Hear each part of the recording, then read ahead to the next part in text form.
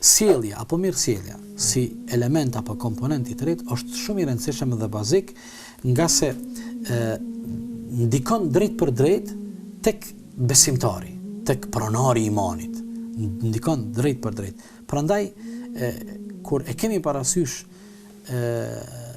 të dërguarin ton sallallahu alaihi wasallam në këtë drejtim, sa hadithe dhe sa porositë e tij të fuqishme vinë në këtë drejtim. Për shembull, thotë i dërguari Allahut sallallahu alaihi wasallam, është një cop trupi, është një cop mishi në trup, nëse ajo cop mishi në trup është si duhet, atëherë i tërë trupi është si duhet. Fjala është për zemrën.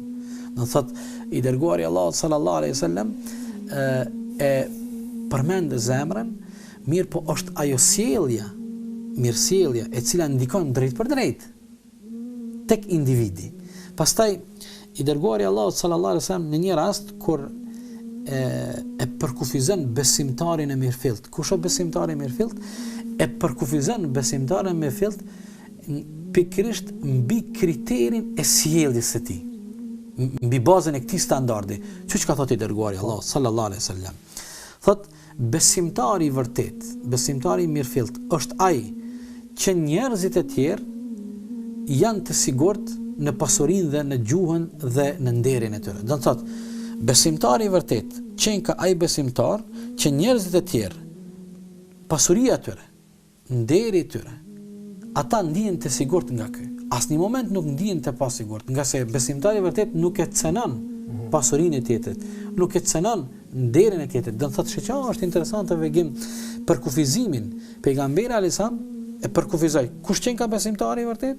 Nëpërmjet sjelljes. Në momentin kur ai e cenon me sjelljen e tij pasurinë dhe nderin e njeriu tjetër, ky nuk qenë ka besimtar. Do thotë pejgamberi sa përcaktoi këtë kriter, këtë standard për besimin, sjellja. Varësisht për sjelljes se individit, atëherë dhe përcaktohet se ai a është besimtar apo nuk është besimtar.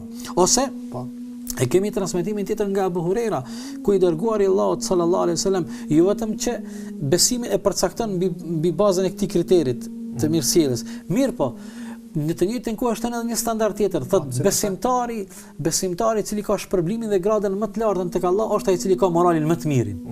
Mirësjellja dhe morali po. Domethënë mirësjellja dhe morali i cili ka prek pikën kulmore të asaj sjelljes korrekte. Prandaj thot pejgamberi sa ekmelul mu'minina imana. Besimtarët me imanin më të kompletuar, më të përsosur. Kush janë? Ahsanuhum khuluqa. Ata që kanë sjelljen më shëmbullore.